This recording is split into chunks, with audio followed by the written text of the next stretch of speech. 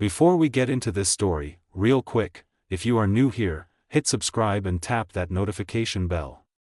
New stories drop every single week and you do not want to miss them. Drop your city in the comments right now. Okay. Let us get into it. The rooftop smells like rain that already passed and expensive cologne that never will. It is a gallery opening in the middle of a city that never sleeps and never shuts up. The kind of place where the art costs more than a house and the drinks are free but the conversation will cost you everything.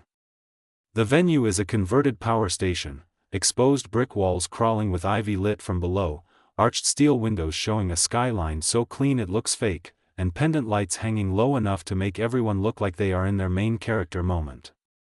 The crowd is the kind that makes you reconsider your entire 5-year plan just by existing near them.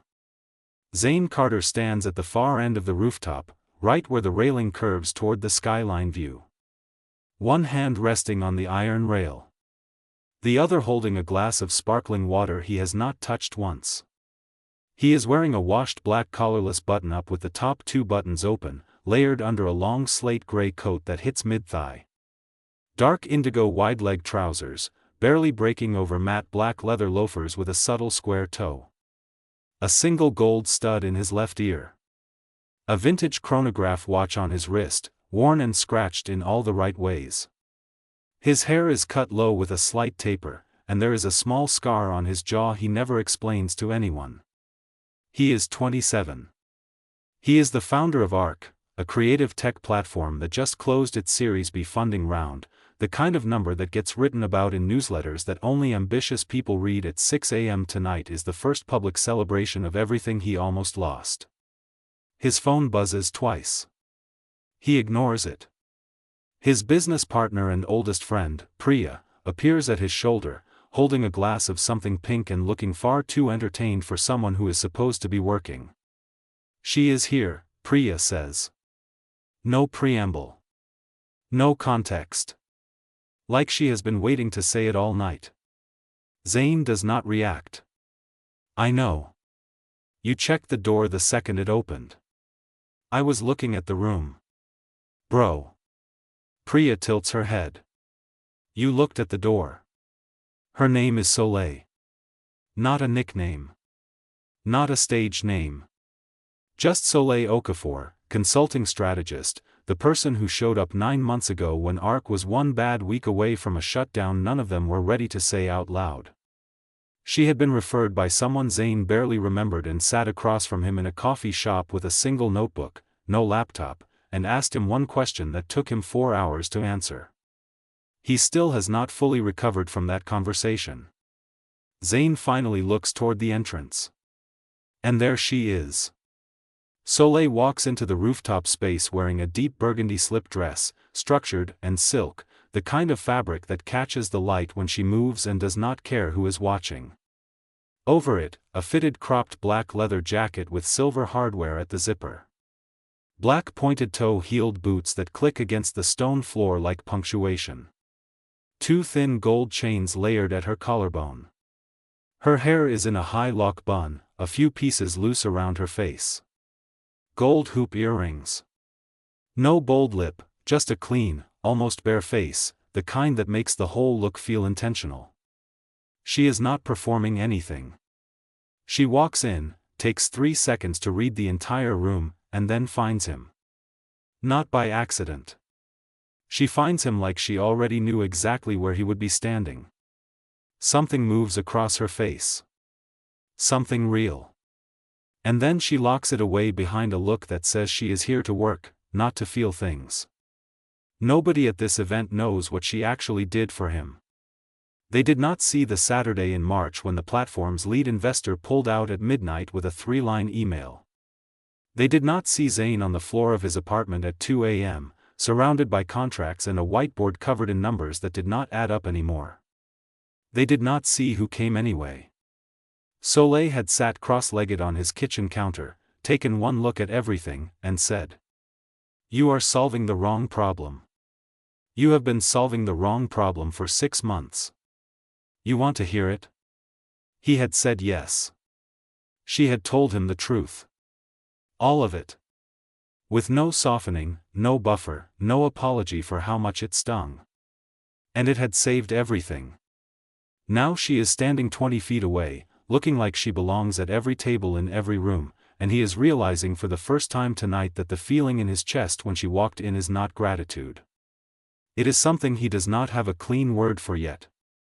His phone buzzes again. He looks down. Unknown number. One message. Ask her what she told Marcus about the investor meeting. Ask her what she actually said. Zane stares at the screen. His jaw tightens. He looks up. Soleil is already walking toward him, smiling like tonight is simple. It is not going to be simple. The rooftop is louder now. More people, more noise, more performance. Zane slides his phone into his coat pocket without answering the message. He will deal with it later. He needs to deal with her first. Soleil reaches him and stops 2 feet away, the perfect professional distance. She scans his face like she is reading a document. You look tense, she says. I am at my own event. You are always tense at your own events. What happened? He studies her. The way she is standing. The way she is not quite looking at him directly but seeing everything anyway. He has watched her do this to other people in rooms and it always looks like a superpower. When she does it to him it feels like being seen in a way he did not sign up for. Nothing, he says. Just a long night. Zane. Soleil. She tilts her head. You are doing the thing where you go flat when something is actually wrong. I did not know I had a thing.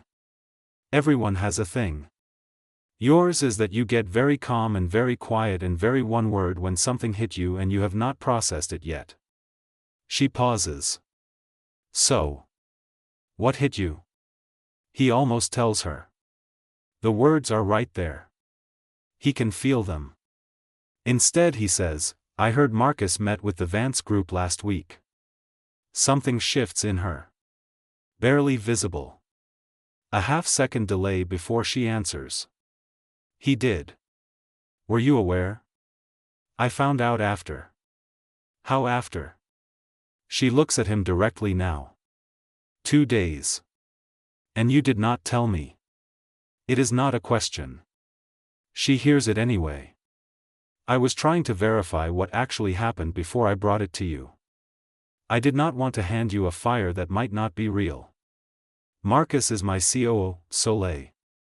If he is running side conversations with investors without looping me in, that is not a maybe fire. I know that. So why did you wait?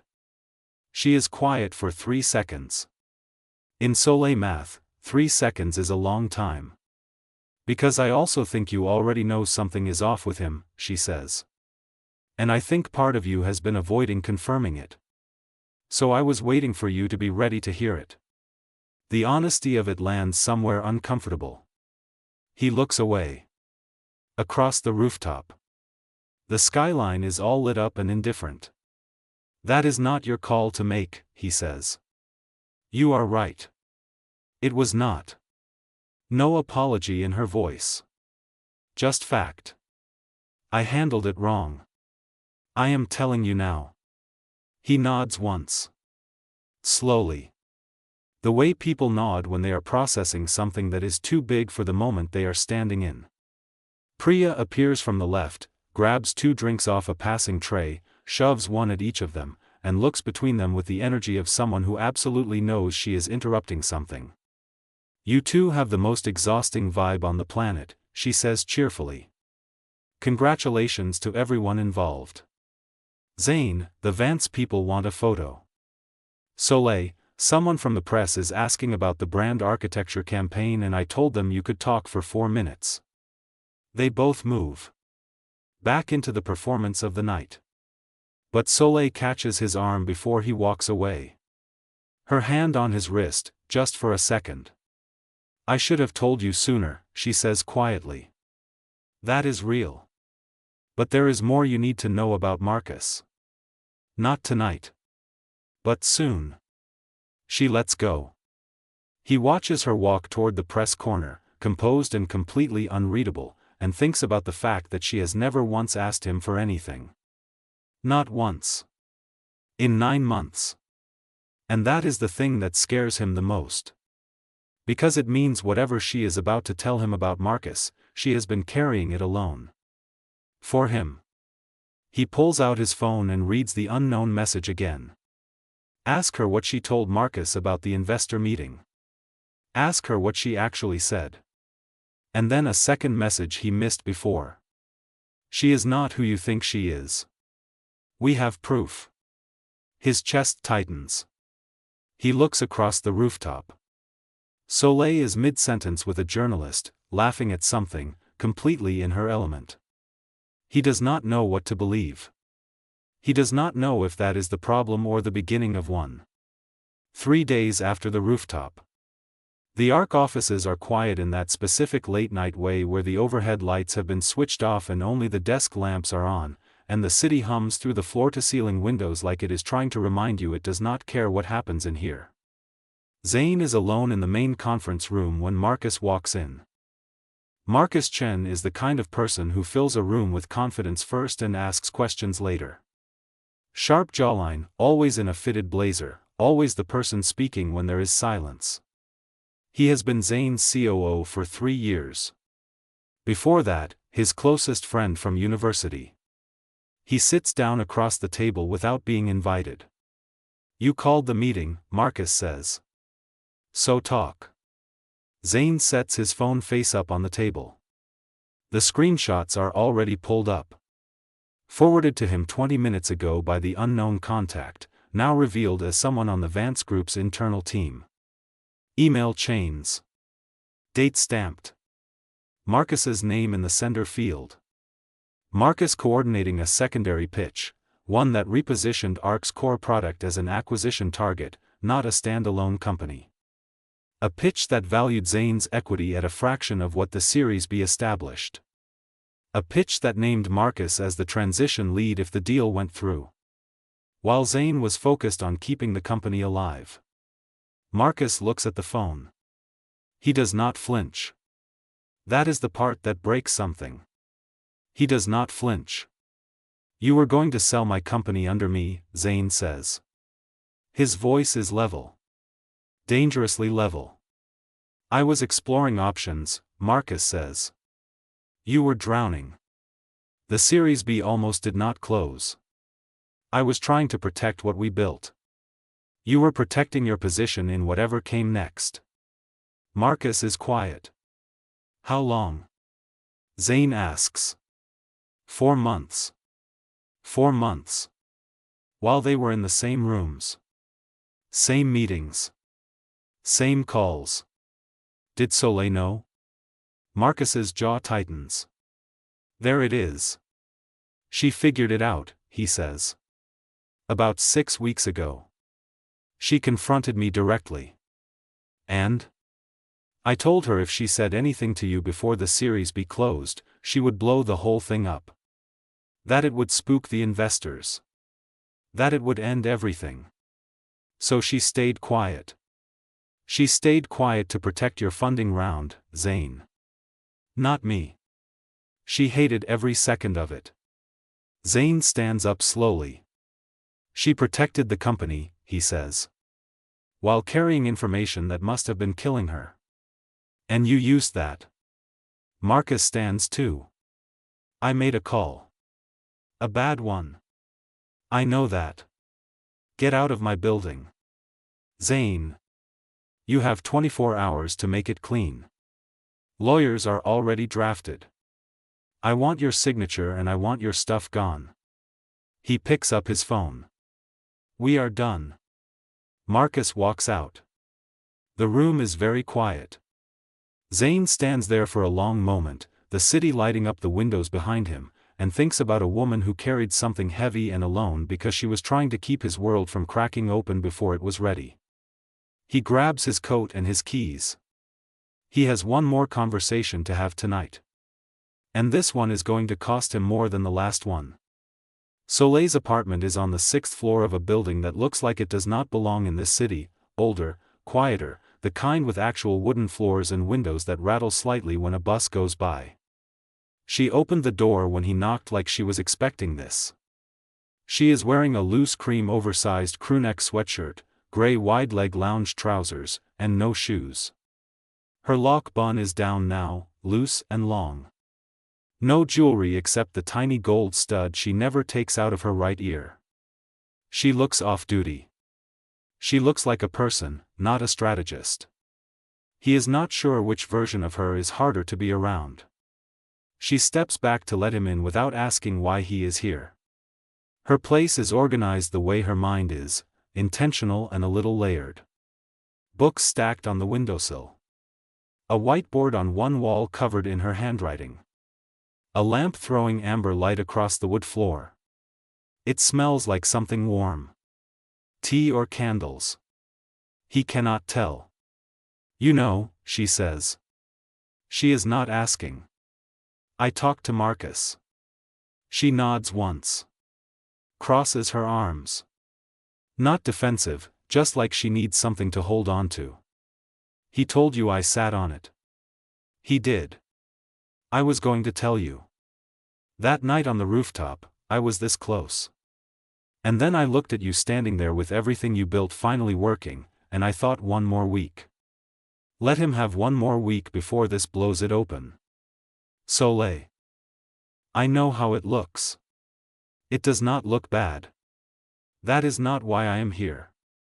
She goes quiet. You protected the company, he says. You sat with something that had to feel horrible and you carried it so the funding round would close and I would not panic before it was stable. You did that. I also broke your trust by not telling you. You were trying to figure out the least destructive version of the truth. I know how you think. I have watched you do it for 9 months. He pauses.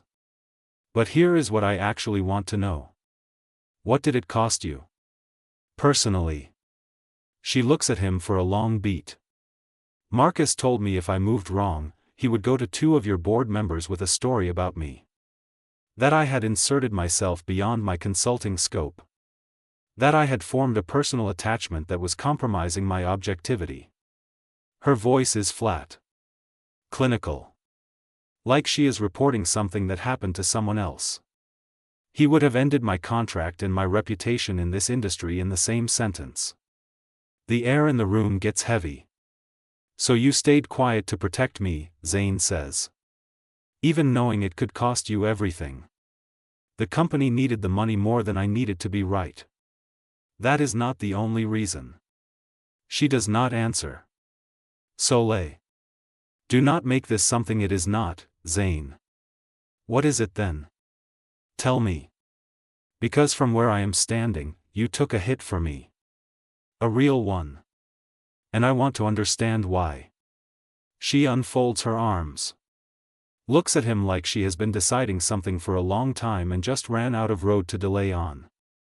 Because I stopped being just your strategist about 4 months ago, she says. And I knew it was a problem, so I kept doing the job like it was not true. And I am telling you right now so you can decide what to do with that. But if you say anything other than something real back to me, I am walking out of my own apartment. He takes 1 step forward. Then another. I got a message the night of the rooftop, he says. From someone warning me about you. Saying you were not who I thought you were. And I stood there for 2 seconds and considered it. She waits. 2 seconds, he says. And then I watched you work the room and I thought, I know exactly who she is. I have known for months. I just did not have the language for it yet. She blinks. Slow. Zane. I am not asking you to be something simple. I know you are not simple. I am also not standing in your apartment at 11 p.m. because I am confused about how I feel. The lamp flickers once. The city hums outside. She looks at him like she is doing math she has done 100 times and is finally getting a different answer. There is something else, she says quietly. About Marcus. Something I did not tell you yet. His expression shifts. The Vance group contact who sent you those screenshots. That was not random. She exhales. I sent them. Anonymously. Because I had finally decided, even if it cost me everything, you needed to know the truth before he got another week. He stares at her. You blew your own cover, he says. I chose you over the consequences. The room is very still. His jaw works once. He looks at the floor. Then back at her.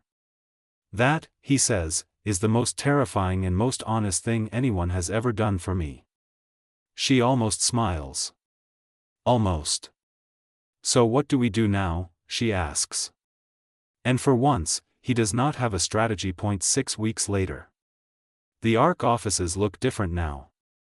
The conference room where Marcus used to run his end-of-week recaps has a new plant in the corner, and the chair he always sat in has been quietly rotated to a different position. Small changes. The kind only people who were paying attention would notice. Zane is at his standing desk in the open studio space, sleeves rolled, reading through a partnership proposal. He is wearing a vintage washed olive field jacket over a soft white long-sleeve base layer, dark straight-cut trousers and clean suede trainers in an off-white. Low-energy outfit. High-focus morning. The office door opens. Soleil walks in carrying 2 coffees and a folder tucked under her arm. She is in a caramel-toned ribbed turtleneck, tailored dark brown wide-leg trousers, and flat square-toe leather loafers. A single gold bangle on her left wrist. Her locks are half up today. She looks like she slept and means it. She sets 1 coffee on his desk without being asked. She knows exactly how he takes it. The Solano group confirmed, she says, opening the folder. They want to co-develop the creative layer of the platform. Not acquire it. Co-develop. On your terms. He looks up. Our terms. She pauses.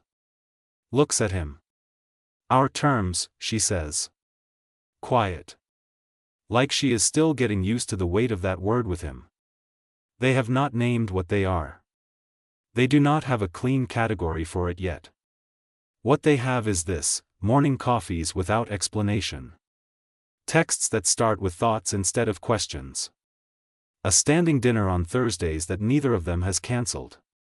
Long conversations in his car after late nights where neither of them wants to be the one to say okay, good night first. It is not nothing. It is also not simple. Which is fine. Neither of them is simple. Priya walks through with her laptop under her arm, sees them standing close in the morning light, and keeps walking with the practiced nonchalance of someone who has stopped commenting on it and just started being quietly delighted. Soleil sets the folder down and leans against the edge of the desk. How are you actually doing? She asks. Not about the deal. Not about the platform. He knows what she means. Marcus reached out, he says. 3rd time this month. I know. Priya told me. I have not responded. Soleil nods slowly. You do not have to decide what that means yet. I know. He picks up his coffee. Some things take longer to grieve than you think they will. She looks at him with the specific kind of softness she only lets out in rooms where it is just the two of them. The kind she spent months packaging away because she did not think it was the right container for a professional relationship. For what it is worth, she says, you handled all of it with more grace than most people would have.